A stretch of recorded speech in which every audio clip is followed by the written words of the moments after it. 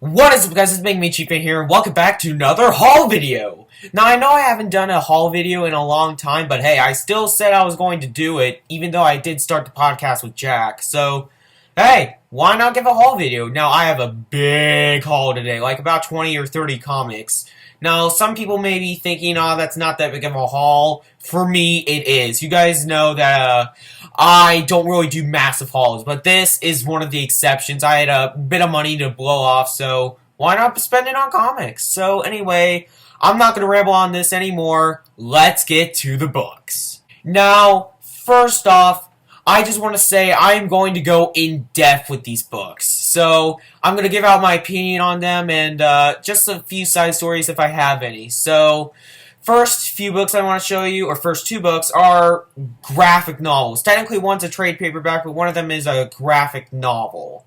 Now, this first one is Wolverine by Chris Claremont and Frank Miller. And yes, I know this is the really old printing. This is probably like the first trade paperback to ever come out for this miniseries, but I got this for like $2, so why not? And I've been wanting to read this series for a long time now. Like, I've had multiple opportunities to read this series, but I just never did. So now I can finally sit down and read the book. So, very excited. Wolverine's one of my favorite characters, if not my favorite character in the Marvel Universe.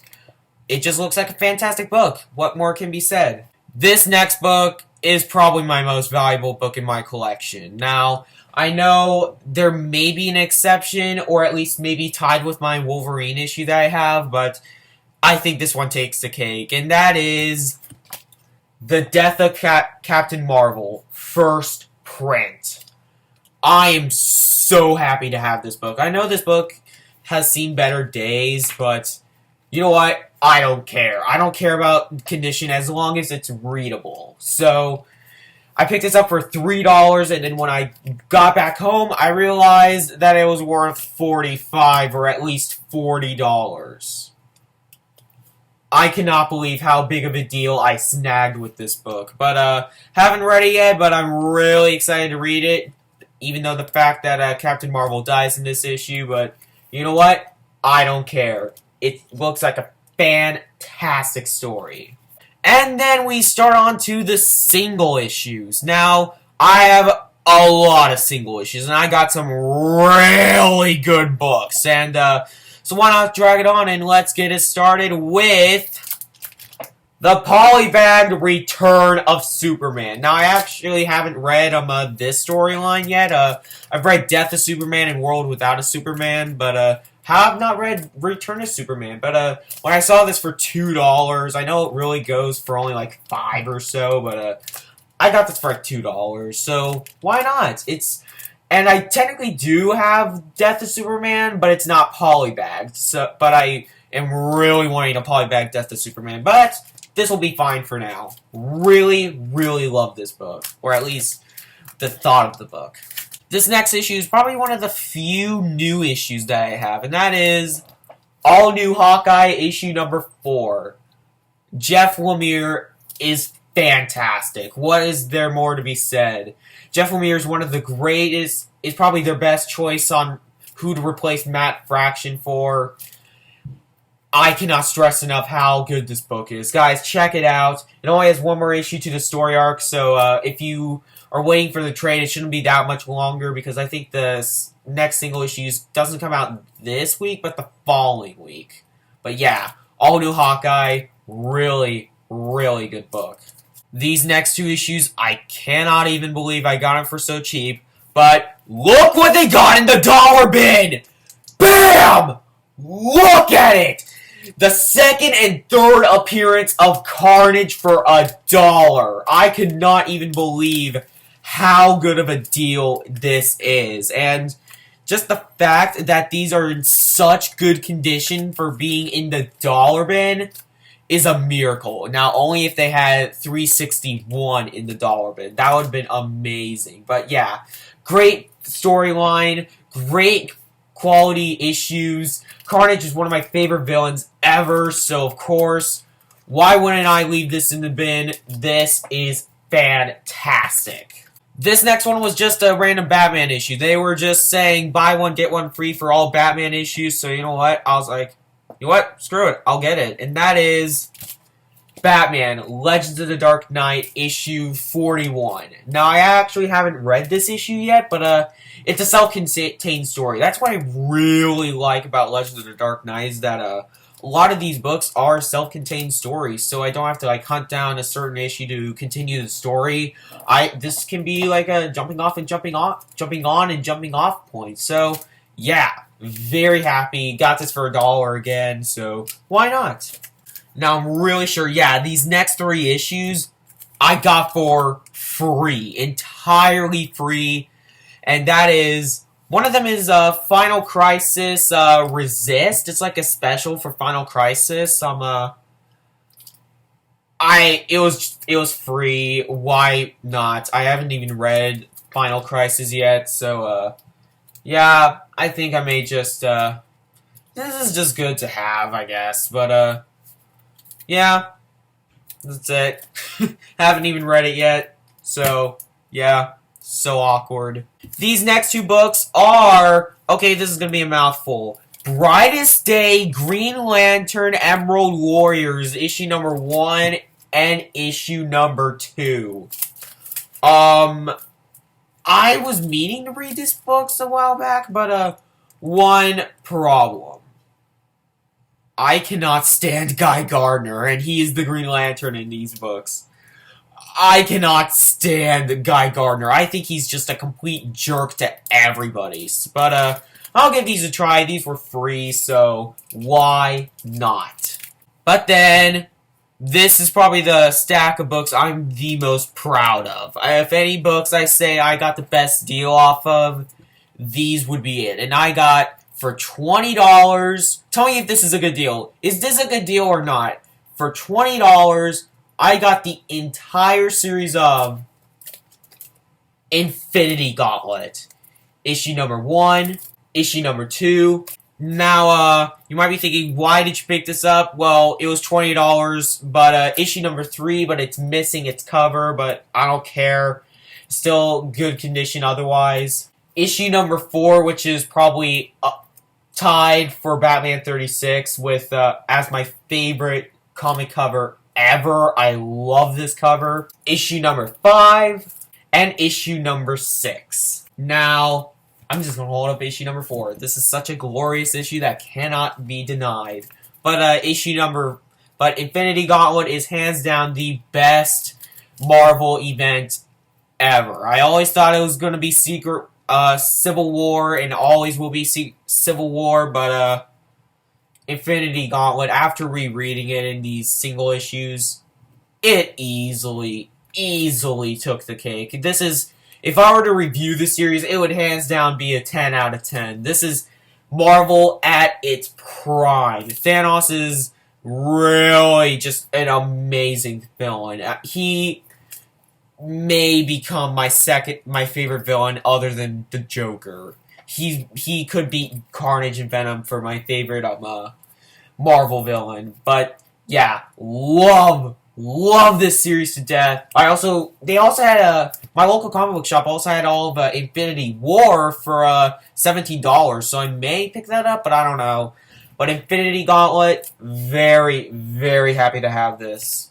Now, this next book, the reason why I got it was because of this sweet Jeff Lemire cover. That is Intercept, issue number 1. I just got it because of the Jeff Lemire cover. And then once I ordered it, because it was like $1, I'm like, you know what, see what people have to say about this book. And I heard horrible things about this book. But you know what, I still wanted to give it a chance. So I got it. I read it. I hated this book. I thought this book was horrible. Besides this awesome cover right here, the inside art, which is not by Jeff Lemire, by the way, it's by Ray Fawkes. I don't know how to pronounce his name, but the art is terrible. It looks incomplete, and there's not even fine paneling to it. It just seems like, oh, you have to blend in the border lines. Oh, it's more artistic that way. No, it is not. And the story is all over the place. I don't know if it gets better, but from what I heard, it doesn't. But this issue was one of the worst comics I've read all year. Easily, probably the worst book from Image. And I'm sad to say that this is from Image because it's so god-awful. These next two issues luckily redeem it for me because not many people are picking up this book, and I'm debating whether to pick up the trade for this because I don't want to buy the rest of the single issues, but I wouldn't mind picking up the trade for this series, and that is Rumble, issue number 1 and issue number 2. But Rumble, very, very good book. Now, even though I do like the story to it, even though the characters are bland, the story well makes up for it. I cannot believe how amazing the art is. I can't show you it because it'd be a hassle, but the art, stellar. I don't care what anybody says, like, oh, it looks too much like an anime. It's amazing. I love this artwork. This is seriously up there with like Fiona Staples or Jamie McKelvey art style, which are probably my two favorite artists in comic books, by the way. But yeah, Rumble. Fantastic series. Can't recommend this enough. This is a really underrated Image book. Pick it up. It's fantastic. Oh, my voice is starting to go away. Man, I have a pretty strong voice. Alright. Last 3 issues. This next one, I don't even know why I didn't have this issue in my collection for so long. And that is SpiderMan number 1, Todd McFarlane, 1991. Yeah, everybody knows it. This is the normal edition, but hey, it's still worth like $5 or $7. So, hey, why not get it out of the dollar bin? But I think if it's in its bag, it's worth like a few dollars more. So if I find one more in its bag, like the number 1 collector's item bag, then I'll leave it in the bag, but, yeah. I'm gonna wait to read the storyline until I either A, have the rest of the issues, or B, have, the trade paperback. So, yeah, just really, really excited to read this storyline. I may only read this storyline from the Spider-Man series, because I heard the rest of them aren't really that good, but, yeah.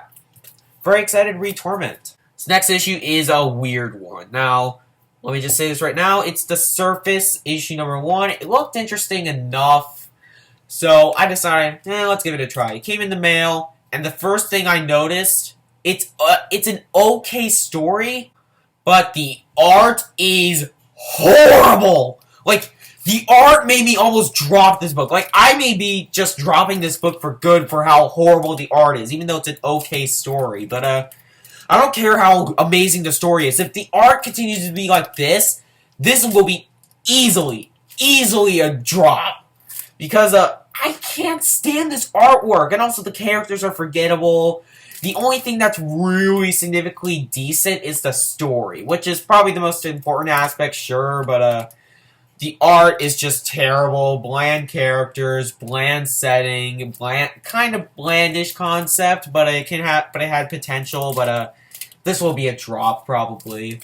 And the last book is a reprint of classic EC issues.